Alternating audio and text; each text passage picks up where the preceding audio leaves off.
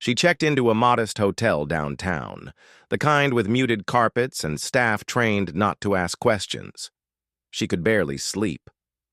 Her mind kept turning over Ethan's broken face, the bitter confession, the ugly tangle of lies that had woven themselves into their lives like mold in unseen corners. At 4:13 a.m., she sat at the tiny desk, scrolling through job listings. There were openings in Seattle, Austin, even overseas. Her hand hovered over the Apply button, but she didn't click. Running was a reflex, but would it fix anything? The next morning, she called Danny. "I want you to dig," Maya said. "Dig where?" "Into Ethan, into Lila, into everything. I want to know what else I don't know." Over the next week, Danny fed her information in drips. Lila had a messy financial history. 2 prior employers accused her, quietly, unofficially, of inappropriate relationships that had ended badly. Ethan had transferred a suspicious amount of money, $15,000, to an account labeled with only initials. 2 months before the affair began, Ethan had missed a quarterly tax payment for their jointly owned townhouse. Maya had assumed it was a simple oversight. Now she wasn't so sure. It wasn't just a betrayal of the heart. It was financial, too. Strategic, almost calculated. Had Ethan been preparing for the possibility that Maya would leave? Had he been trying to protect himself? Or was he just panicking, stupidly bleeding their shared life dry without a plan? They met again, 1 week, after she left, in a sterile conference room at a mediator's office. Ethan had suggested it, trying to frame it as working through things. The mediator, a soft-spoken woman named Carla, opened the session carefully, like laying out surgical instruments. Maya listened to Ethan spin a version of their story that made him sound weak but sympathetic.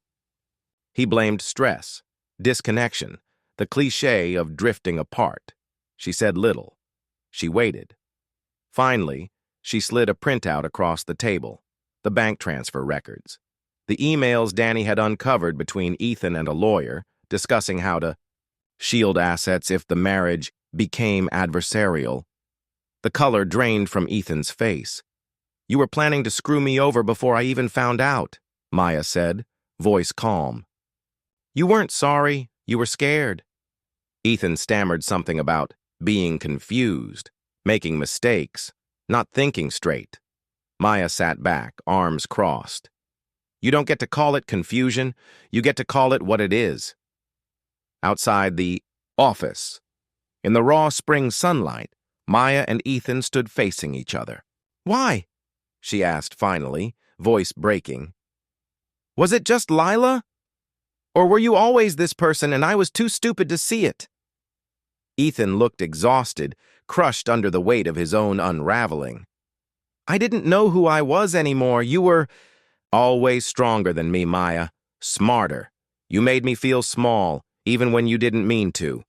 There it was, the ugly truth, stripped bare. It hadn't been about Lila, or even love. It had been about power. Maya could feel something loosening inside her. Not forgiveness, not yet. But clarity. The marriage they had built had cracks from the beginning, cracks they both ignored because it was easier to believe in the story of us than face the lonely truth of 2 people drifting toward different shores. Was reconciliation possible? Maybe. But only with a new foundation, one Ethan might not be capable of building. She left him standing there holding papers in his shaking hands. Epilogue. Weeks later, Maya sat alone at a coffee shop, her divorce papers unsigned beside her cappuccino.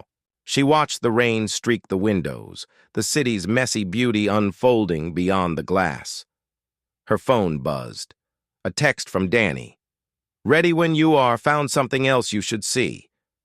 Maya didn't open it immediately. She sipped her coffee, feeling, for the first time in months, a flicker of something close to peace. She had all the pieces. Now she had to decide what kind of life to build from them.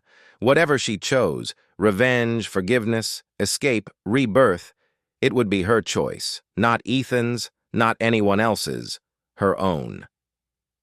Themes deepened. Trust. How easily it is broken, and how hard it is to rebuild. Moral ambiguity. Neither character is fully villain or victim. Both are human, flawed. Secrets and lies. How hidden truths rot relationships from within. Communication. The way its absence allows small betrayals to snowball into devastation. Revenge versus healing. Maya teeters between both but is moving toward reclaiming her autonomy. Maya didn't rush to meet Danny. For once, she let the idea settle in her mind. What if I don't need every answer to move forward?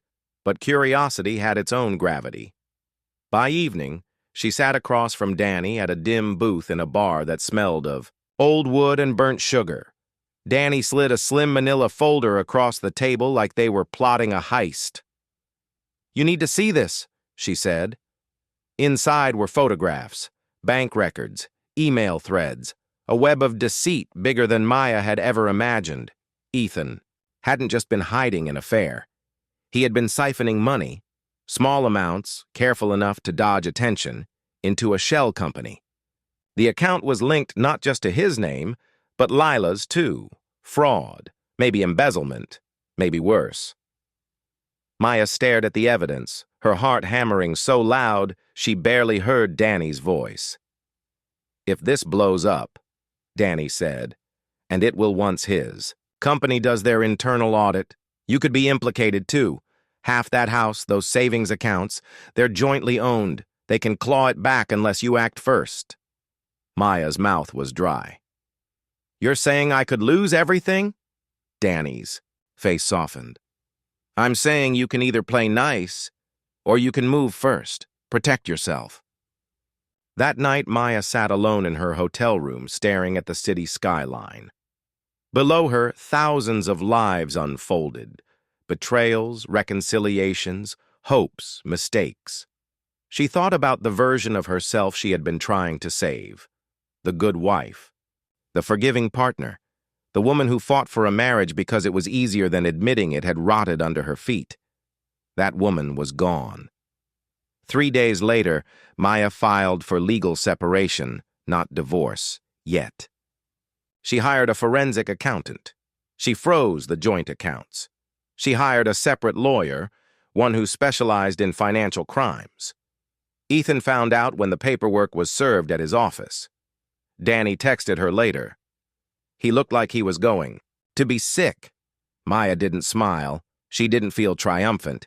She felt clean. For the first time in years, she was playing her own game, not reacting to his. Final confrontation. One rainy evening, Ethan called her from an unknown number. She almost didn't pick up. "Maya, please," he said. His voice cracked through the static. "They're investigating. I'm going to lose everything.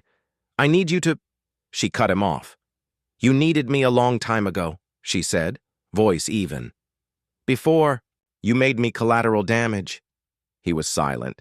Then, "I didn't think you'd ever leave." Her heart twisted painfully because it was true. He had banked on her loyalty, her fear. "That's your problem, Ethan," she said quietly. "You never really saw me.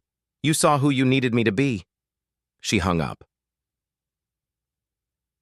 Epilogue 2.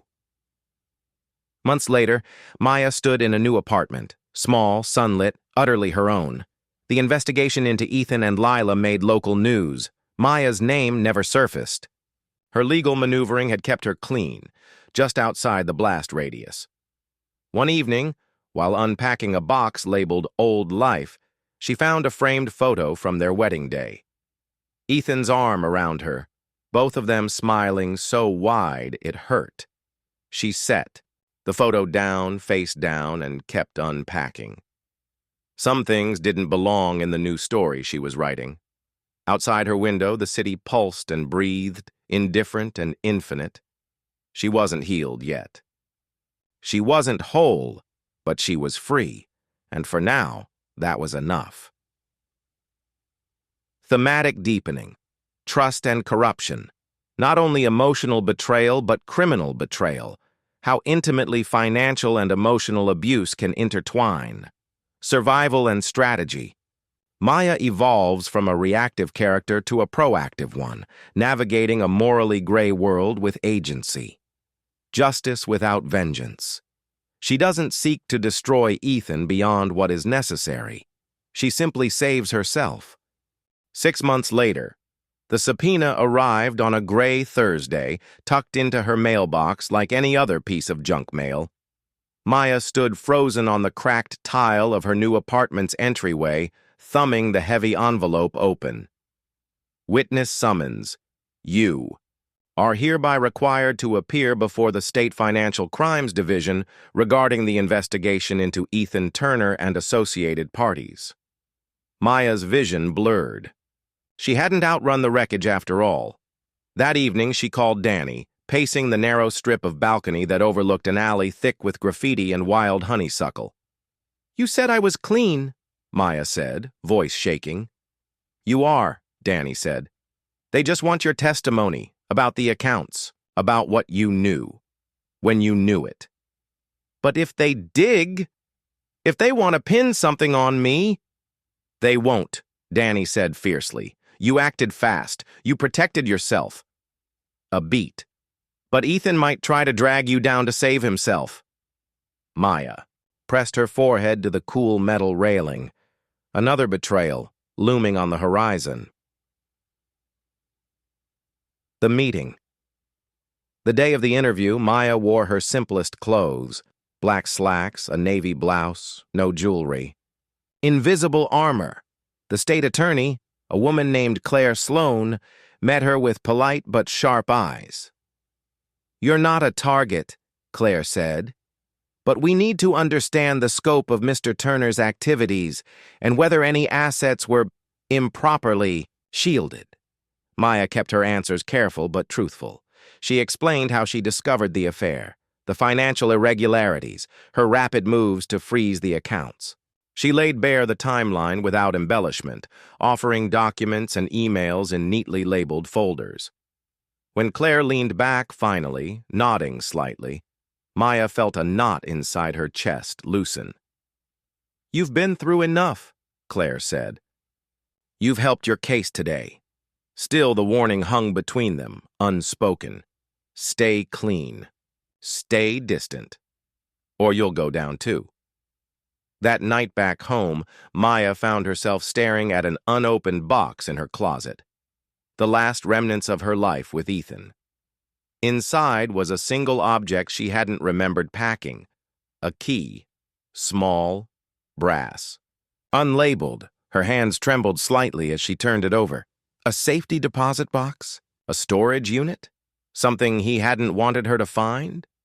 The temptation to throw it away was strong, to leave the past locked behind a door she'd never open.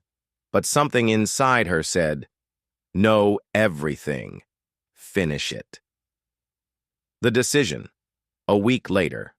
After some careful digging, she found the storage unit tied to Ethan's name at a facility 2 towns over, paid in cash, no forwarding address. Maya hesitated in front of the rusted door, heart pounding. It would be easier to walk away, easier to pretend none of this had happened. Instead, she slid the key into the lock. The door groaned upward, revealing a small, dim space stacked with cardboard boxes, a battered duffel bag, and something gleaming. Dully under a tarp, a motorcycle, dusty but expensive. A second duffel revealed cash, bundles of it. Tens of thousands. And then, in one of the boxes, she found something worse. Copies of falsified invoices. Company documents with forged signatures. A fake passport with Ethan's photo, but a different name. It wasn't just financial crimes. It was full-scale fraud, flight plans he had been preparing to run. Alone, Maya's choice. She could take it all straight to Claire Sloan, or she could keep some of it. Leverage, protection, revenge. No one knew about the unit. No one knew about the cash. The old Maya would have marched back into the DA's office, trembling but righteous. The new Maya hesitated, the weight of her own survival pressing heavy on her chest. Who did she want to be? Ending options. Option 1. Justice. Maya reports everything. She sacrifices any secret advantage for complete freedom. The story ends bittersweet but morally clean. Option 2. Moral grayness. Maya turns in the evidence but keeps the cash. She starts her new life with a dark secret, a stain on her freedom she must carry forever. Option 3. Vengeance. Maya contacts Ethan anonymously, letting him know she has the evidence, and demands a price for her silence. She becomes a player, not a pawn. Power changes her. Closing image, all versions. Maya stands on her tiny balcony.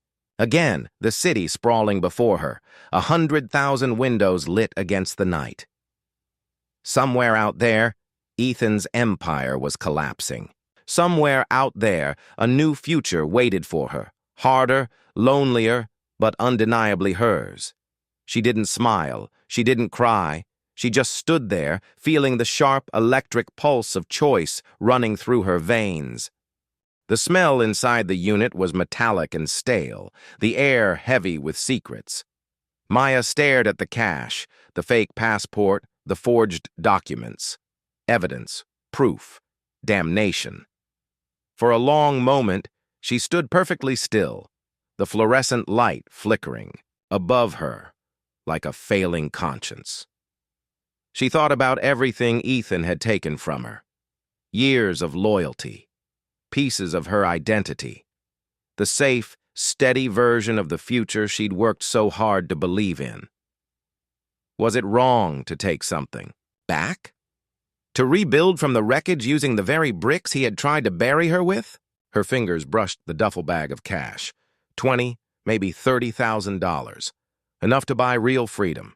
Enough to start over somewhere fresh. No one knew this money existed. No one except her. The choice. The next morning, Maya sat at a diner, 2 blocks from the storage facility, a black coffee growing cold in front of her. The folder with the forged documents was inside her bag, ready to hand over. The cash, tucked in a battered suitcase locked in her car trunk. Across the street, the district attorney's office loomed, glass and steel and solemnity. She could walk in right now, tell them everything, and wash her hands clean. Justice, closure. But closure didn't pay rent. Closure didn't erase the years Ethan had stolen. Maya stirred her coffee slowly, feeling the weight of 2 futures pressing against her ribs. One path led to virtue. One path led to survival. And maybe, if she was honest with herself, a little bit of vengeance, too. The final move at noon, Maya walked into the DA's office with a calm she didn't entirely feel. Claire Sloan greeted her at the front desk, sharp-eyed, impatient. "You said you had something," Claire said. "I do," Maya said, handing over the slim folder. She had printed everything, the invoices, the forged IDs, even photos of the storage unit. Everything. Except the cash. That part she kept. A secret curled tight in the bottom of her suitcase. Claire flipped through the documents, her mouth tightening into a grim line. "This will help," she said. "This could seal his case." "Good," Maya said simply. No triumphant music swelled, no cinematic moment of redemption, just paperwork, just tiredness. Just the cold, practical machinery of justice grinding forward. Aftermath. In the weeks that followed, Ethan was indicted. His assets were frozen. Lila vanished, rumored to have fled overseas under a false name. Maya's name never surfaced publicly. She was listed as a cooperating witness, nothing more. In her tiny apartment, she packed the cash into small, careful envelopes. She didn't spend it recklessly. No flashy car, no spontaneous vacations. She used it quietly, paid off her old debts, took a leave from work without worrying about the bills. Enrolled in a night course in a field she had once dreamed about, before Ethan had talked her out of it. Forensic accounting, because knowledge was power, because next time, no one would blindside her. Closing scene late one evening, Maya walked. Along the city pier, the salty wind tugging at her jacket. A ferry horn sounded in the distance, low and mournful. In her pocket was a small brass key, the old storage unit key, useless now. She gripped it tightly for a moment, then flung it into the dark water. No dramatic catharsis, no cleansing absolution, just a small, deliberate act, a letting go. She turned back toward the city lights, vast and chaotic and full of possibility, and walked on. Her past wasn't clean. Her future wasn't certain, but it was hers. Maya stood in the courthouse lobby, tapping the side of her phone with her thumbnail. Nerves skittered through her chest like a cold wind. The walls around her were made of sleek gray marble, the kind that seemed built to outlast human mistakes. Mistakes like Ethan. Mistakes like the girl she had been when she thought love could protect her from betrayal. 3 years had passed since the indictment.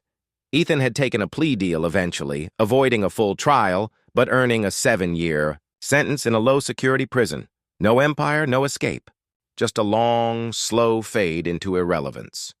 Maya hadn't spoken to him since the day she walked out of the DA's office. She'd thought about it sometimes, wondered if he'd write, apologize, beg. He never did. And maybe that was the truest apology, his absence. Today wasn't about Ethan anyway. Today was about her. After 2 grueling years of night classes and temp jobs, Maya had earned her certification in forensic accounting. She'd been hired by a small firm specializing in white-collar crime investigations, the very thing she once thought she was too soft, too naive, too scared to face. She wasn't scared anymore. The job wasn't glamorous, it wasn't flashy, but it was real, and it was hers. As she waited for her onboarding meeting, a man brushed past her, bumping her shoulder lightly. "Sorry," he muttered, glancing back. Something about his eyes stopped her. Not because they were beautiful or kind or familiar, because they were honest. Open in a way Maya hadn't seen in a long time. He smiled, awkward but genuine. She gave a nod, a small smile of her own. Not everything had to be a grand beginning or a tragic ending. Sometimes it could just be a moment, a crack in the armor where something human could seep through. Later, that night back in her apartment, bigger now, lighter, Maya poured a glass of cheap wine and stood by the window. The city pulsed below her, a living thing, 1,000 possibilities blinking against the dark. On the coffee table, her new work ID badge lay next to an envelope filled with her first full paycheck. No secrets attached, no strings. She thought of the cash she'd taken from Ethan's stash 3 years ago. All gone now, not wasted, used to survive, to rebuild, but gone. She could still feel the stain of it sometimes, oily and invisible, clinging to the edges of her conscience. It would never entirely wash off, but maybe it didn't have to. Maybe surviving, changing, always left marks. Outside, the world moved on without her. Inside, Maya let herself breathe. One slow, steady breath, and then another. She wasn't a victim anymore. She wasn't a villain either. She was something else. Something complicated, unfinished, real. For the first time in a long time, Maya didn't need to know exactly who she was becoming. It was enough just to keep becoming. She raised her glass slightly, a quiet toast to the woman she had fought and bled to become. Then she turned off the light and stepped deeper into the dark, where the future waited, the true end of splintered glass, themes closed.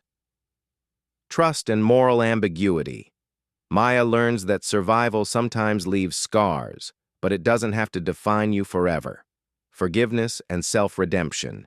She never forgives. Ethan, but she stops letting him take up space in her head. Rebuilding after betrayal. No fantasy ending, just slow, hard, beautiful work towards something honest. The cost of freedom. Freedom isn't free, it carries weight. Maya accepts that weight as part of who she is now. Ethan Turner. In prison, Ethan tried at first to reclaim his old charm, to bluff and barter his way into small privileges. It didn't work. Stripped of wealth and status, he shrank. By the second year, he was just another inmate teaching GED classes for a few dollars a week. The anger never really left him, but without an audience, it withered into something quieter, pettier. He filed for early release twice. He was denied twice. By the time Maya heard about him again, in a 2-line article buried deep in the news, he was nothing but a ghost of a man she barely remembered. She felt no triumph, no pity, nothing at all. Leela Vega. Leela disappeared the night Ethan was indicted. Rumors drifted back to Maya over the years. A private investigator's idle speculation, a co-worker's gossip. Costa Rica, Portugal, Hong Kong. Nothing confirmed. Lila had always been the smarter one, the one who didn't believe in clean exits or fair endings. Sometimes Maya wondered if Lila regretted anything, but mostly, she didn't think about her at all. Danny Ruiz Danny stayed through the subpoenas, the long late-night calls, the tightrope walk of rebuilding trust. She launched her own consulting firm a year later, small but fierce. They didn't talk every day anymore. Life got in the way, deadlines, lovers, rent. But when they did, it was real. Not the bright, brittle friendship they had before betrayal. Cracked everything wide open. Something deeper now. Built from the messy, stubborn decision to keep loving someone even after you'd seen every sharp, broken part of them. Maya Turner. Maya Sloan. She stopped using Ethan's last name quietly, without ceremony. No public declarations. Just a box ticked on a government form, a new ID, a new signature learned slowly over months. At work, she earned a reputation, unshakable under pressure, sharp as cut glass, a little closed off maybe, but respected. Not someone you underestimated twice. Romantic entanglements came and went. A few good ones, a few mistakes. No great love yet, but no great betrayals either. Sometimes late at night, when the city's pulse softened into something almost tender, Maya would catch herself thinking about the girl she had been, the one who believed that love alone could keep you safe. She missed her sometimes. She didn't want to be her again. Freedom, she had learned, wasn't a feeling. It was a daily, deliberate act, a choice she made over and over, and she was still making it. Final closing image Maya sitting on a worn leather couch, barefoot, papers spread out before her, ledgers, contracts, evidence, the tools of her new life. The city glows beyond her windows like a constellation. Outside, the world hums with unfinished stories. Inside, she leans over her work, steady, unflinching, building something real, brick by careful brick. No one else's. Lies. No one else's dreams, just her own. The end. Fully. If you like, I can also give you a short alternate reality. What if Maya had chosen revenge instead? A sequel hook if you ever want to see Maya face a new betrayal or test a literary cover blurb as if Splintered Glass were a real published novel. The envelope was waiting on her doorstep. Plain. White. Unmarked. At first, Maya thought it was a mistake, a neighbor's misdelivered bill maybe. But when she slid her finger under the seal and pulled out the contents, her stomach turned to ice. Inside were 3 things. A single Polaroid photo, a woman who looked almost, but not exactly like Lila, laughing on a crowded street in Lisbon. A burner phone, sleek and cheap, battery preloaded. A small typed note. Thought you might want to know. Not everyone stays missing forever. No signature, no fingerprints. Just that. Maya stood in the hallway, her keys dangling uselessly from her hand. A neighbor's dog barked down the hall. The world spun on, indifferent. Her life, her carefully rebuilt life, hovered on the edge of something sharp again. Internal thought, close third person. Maya felt the old instincts stir. Not fear exactly, not yet. More like recognition. The past didn't stay buried just because you turned your back on it. Maybe she could ignore it. Throw the phone away, forget the photo, pretend she didn't see it. But pretending hadn't saved her last time. And she wasn't that woman anymore. Closing beat, Maya pocketed the phone, locked her door, walked into the night where choices waited like knives hidden in dark corners. Whatever was coming next, she would meet it head on. Not as a victim, not as a fool, not as someone else's collateral damage, but on her own terms. Sequel title possibility. Splintered glass. Echo's mood set. Suspense reignited. New mystery tied to Maya's past stakes. Will she hunt Lila down? Will someone hunt her instead? Emotion. Maya stronger, but haunted. Tone. Sharp, modern, emotionally complex, and no easy answers. Maya Sloan stood in the dim hallway of her apartment, staring at the envelope in her hand as though it might spontaneously combust. It was plain. No return address, no markings at all. The sort of innocuous thing that should have been thrown away without a second glance. Except Maya knew. She hadn't been expecting anything. No bills, no letters from old colleagues, certainly no birthday cards. So why now? Why, after 2 years of peace, of silence? Her fingers, once steady, trembled ever so slightly as she ran, them over the edges of the envelope. The paper was thick, heavy, expensive. This wasn't some generic mass mailing. It had been chosen carefully, crafted with intention. She turned it over. A single perfect tear in the flap, as though someone had opened it and then resealed it, just enough to keep the contents hidden. Her heartbeat ticked up, slow but undeniable. Earlier that day, the world had felt normal. Maya had walked down her quiet street, coffee in hand, the morning sun casting sharp shadows between the brownstones. She'd met Danny for lunch, a light, breezy affair, mostly avoiding anything too heavy. Work was manageable, no crises, no urgency. It had been a good day. But now this. Maya squeezed her eyes shut, feeling the weight of 1,000 old decisions pressing against her chest. She hadn't asked for this. She'd worked too hard to rebuild, too hard to make herself forget the lies, the betrayal, the chaos, too hard to start fresh, to build something real, to make herself believe again. Her breath caught in her throat.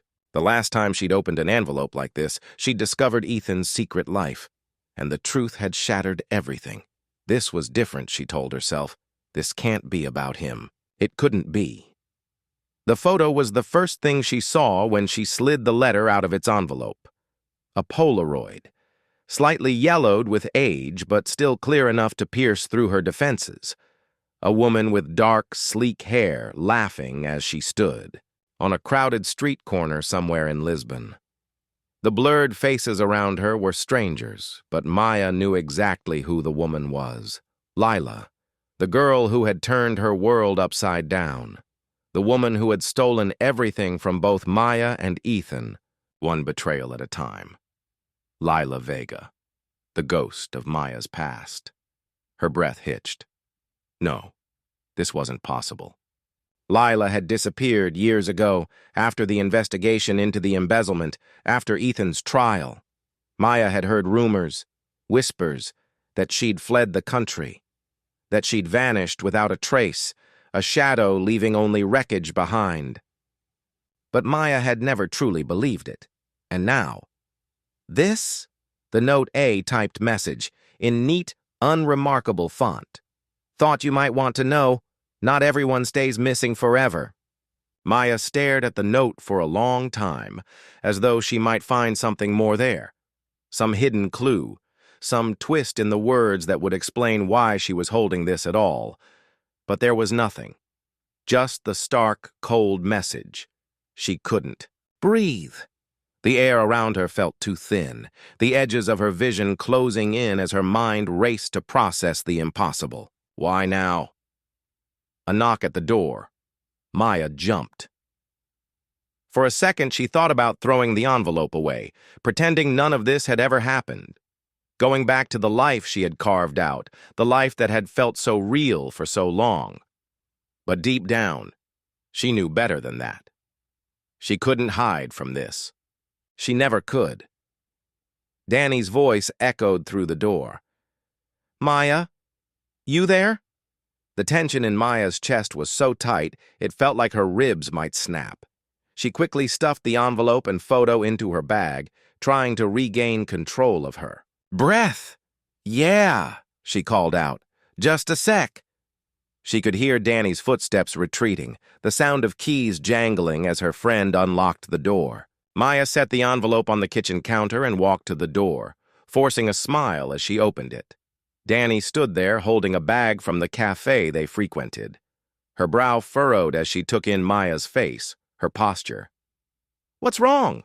Danny asked, her voice soft, concerned. Maya shook her head. "Nothing. Just a lot on my mind." She didn't meet Danny's eyes. Not now. Not yet.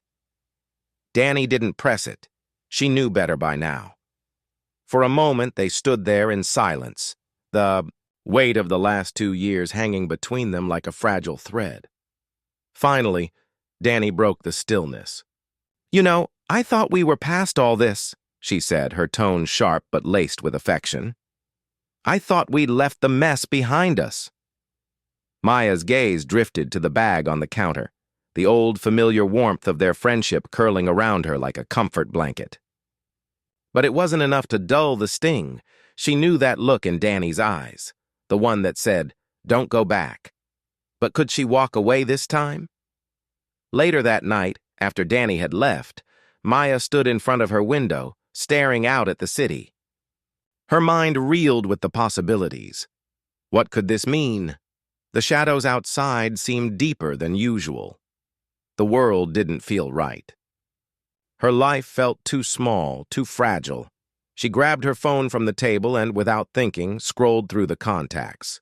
She hesitated, fingers hovering over the name of someone she hadn't thought about in years. Detective Jonah Vance. Maybe he would know. Maybe he could help. But even as her thumb hovered, the reality hit her. She wasn't the same person she had been when Vance had helped her in the past. She had come too far. She'd rebuilt herself in a way that didn't involve anyone else pulling the strings. She turned off the phone and set it down. Maya Sloan had learned to fight her battles alone. But this was different. The ghosts of her past had returned. And this time she wasn't sure she could outrun them, to be continued. The night was colder than usual, the kind of chill that didn't seem to ease even when the heating kicked on. Maya stood in her kitchen, her fingers curled around a cup of tea that had long since lost its warmth. Her mind wouldn't stop racing, each thought like a needle tearing through her focus.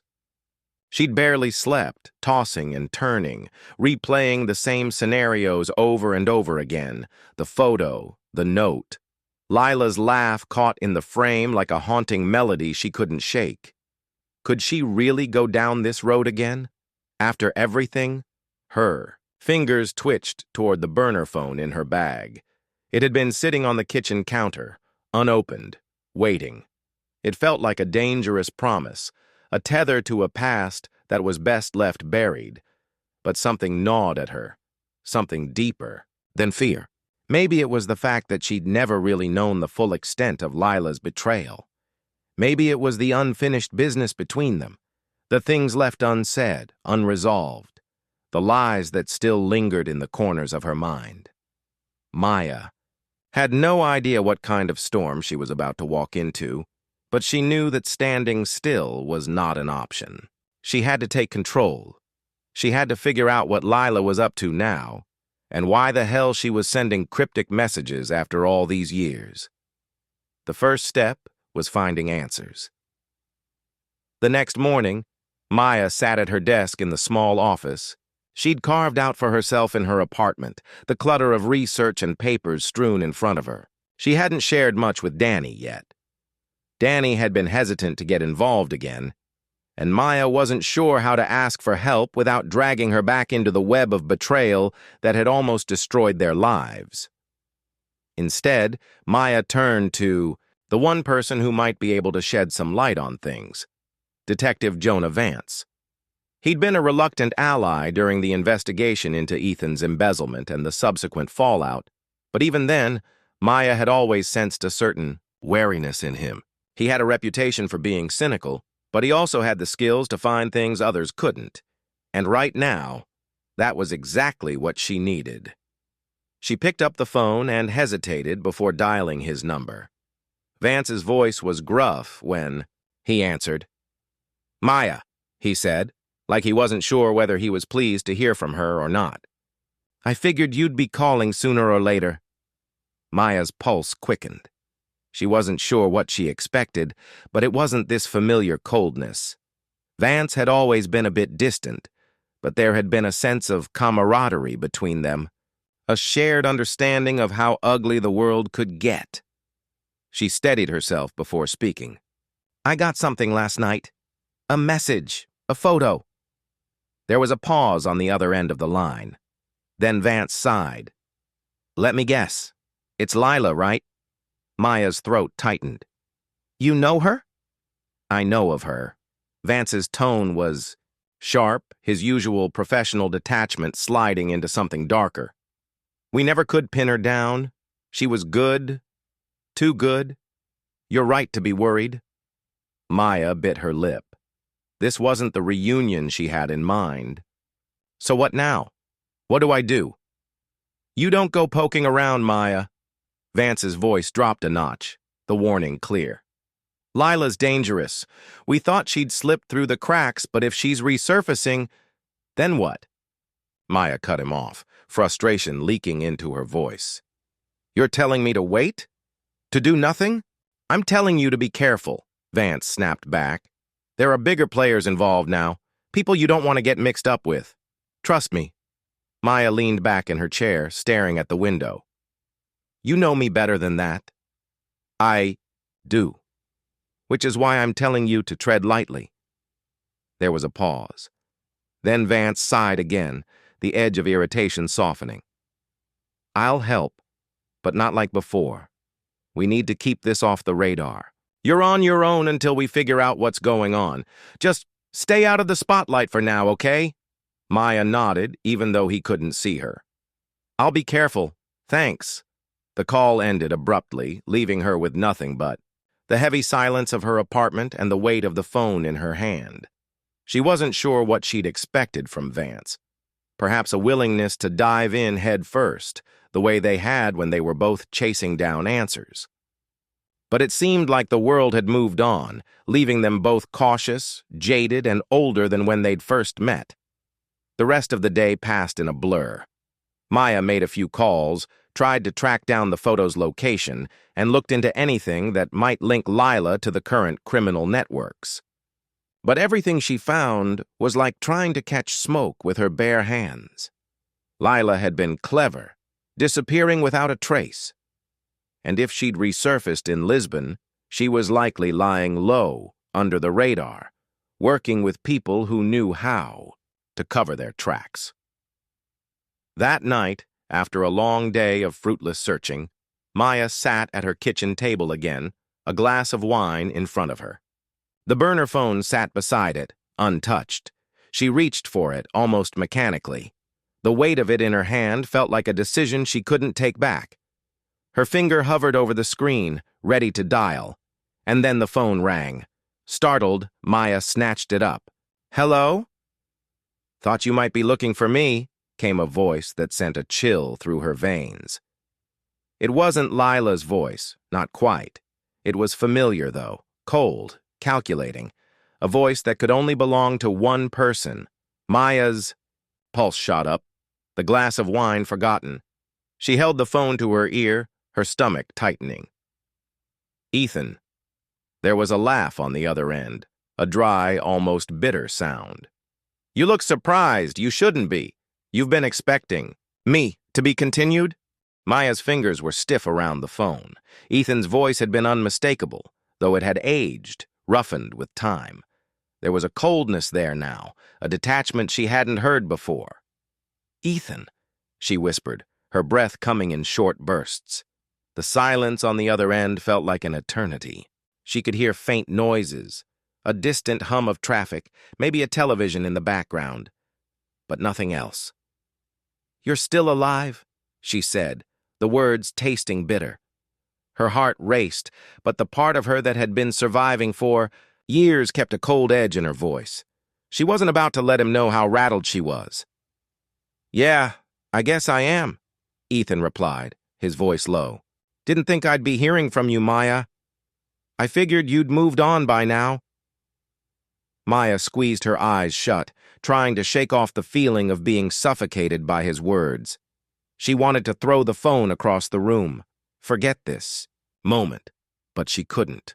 The past was clawing at her again, dragging her into its shadowed depths. What do you want? She asked, her voice steadier than she felt. Same as always, he said, a humorless chuckle escaping him. Answers. You've got some, don't you? Maya swallowed. She could feel the walls of her apartment closing in, the weight of everything that had happened between them pressing against her chest. No, she thought. This can't be happening. She had closed that chapter, buried it deep. But Ethan had always known how to manipulate the edges of her guilt, how to make her second-guess her choices. But not anymore. What do you know about Lila? She demanded, her voice cutting through the tension in the air. Why now? Why are you calling me after all these years? The pause stretched out again, and this time there was a longer breath on the other end before Ethan spoke. Lila's not the only. Ghost you're chasing, Maya, he said, his tone dropping to something darker. You might want to be careful with who you trust. You think I was the only one who had a hand in the mess you've been cleaning up? His words hung in the air, a poisonous seed planted deep within her. Maya's thoughts spun. The past, the lies, everything she thought she had left behind was bubbling back to the surface. It felt like her foundation was crumbling, her hard-earned stability slipping through her fingers. She could feel the tension coiling inside her like a spring, ready to snap. I don't have time for your games, Ethan, she said, her voice sharp now. If you're involved with Lila or any of the other people you've screwed over, stay out of my life. Another laugh, this one tinged with mockery. It's not that easy, Maya. It never was. Before she could say anything more, the line went dead. Maya stood there, frozen for a few seconds, the phone still pressed to her ear, listening to the quiet buzz of the disconnect. His words, his voice, still echoed in her mind. You think I was the only one who had a hand in the mess you've been cleaning up? Her mind raced, the weight of those words settling like lead in her stomach. Had Ethan been trying to warn her? Was he part of something larger? Or was he playing her again, trying to pull her back into his world of manipulation and lies? She didn't know what to believe anymore. Her phone buzzed in her hand, dragging her out of her spiraling thoughts. It was a message. She opened it immediately, hoping it would be some kind of answer. Unknown number. We both know you can't. Ignore this. Lila's just the tip of the iceberg. There's more to the story. Meet me tomorrow, 2 p.m. Place doesn't matter. There was no name, no identifying details, just that terse message and the unsettling suggestion that someone else, knew more than she did. The next day, Maya tried to focus, but the creeping sense of dread gnawed at her, digging in with sharp claws. She had spent the morning researching everything she could about Lila, digging into old contacts and trying to find any link to the criminal network she'd gotten caught up in all those years ago. But now, with the message sitting heavily in her pocket, she couldn't focus. It wasn't like her to wait, but something about this felt wrong. Still, curiosity and the bitter, urgent need to know the truth propelled her forward. By 1:45 p.m., Maya found herself standing in front of an old abandoned cafe near the outskirts of the city. It was a place she'd passed by countless times, but never stopped. A relic from the past, its windows boarded up, graffiti scrawled on the walls. She looked around, scanning the street for any sign of the mysterious person who had contacted her. The cafe sat in the shadow of newer, more modern buildings, a forgotten spot in an ever-changing city. Maya's pulse quickened as a figure emerged from the alleyway. A tall man, dressed in an unremarkable jacket, his face partially obscured by a hood. He stepped toward her, his pace deliberate. He stopped a few feet from her, his eyes meeting hers. There was something in his gaze, a familiarity that made her skin crawl. "I didn't think you'd actually show up," he said, his voice low. Maya stood her ground, staring him down. "Who are you?" The man didn't answer immediately. Instead, he pulled out a small envelope from his jacket and held it out to her. "This is for you," he said, his voice flat. "You'll need it." Maya hesitated for a moment before taking the envelope. The weight of it felt significant, like a turning point, but she had no idea what it contained. When she opened it, her eyes scanned the contents. A photo, just like the one from last night. But this one was different. This time, it was a picture of her, taken from a distance, somewhere she didn't recognize. She swallowed hard. "You've been watched," the man said simply, his tone eerily calm. "By more people than you realize. To be continued." This chapter deepens the mystery surrounding Lila's return and ramps up the suspense. Ethan's cryptic call is the catalyst for more unsettling developments, and the mysterious figure at the cafe leaves Maya with more questions than answers. She's being drawn into something much bigger than she anticipated, and the tension is only increasing.